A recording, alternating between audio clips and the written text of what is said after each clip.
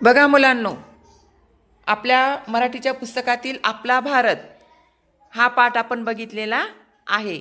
मग त्या पाठामध्ये आपल्या भारतामध्ये असलेली कडधान्य, धान्ये, फळे, आपला राष्ट्रध्वज, आपले राष्ट्रगीत कोणते आहेत हे सगळे आपण पाहिलेले आहेत.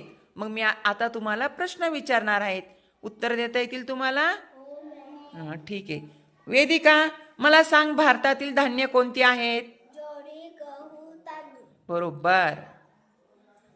समृद्धी, मला सांग, भारतातील कडधान्य कोणते आहेत? वाटाणा, मूग, तूर. बरोबर. मला सांग, भारतातील फळे कोणती आहेत? सफरचंद, केळी, संत्री, मोसंबी. बरोबर. आपला राष्ट्रध्वज कोणता आहे? तिरंगा. बरोबर. विनायक, आपले राष्ट्रगीत कोणते आहे? जनगण. बरोबर.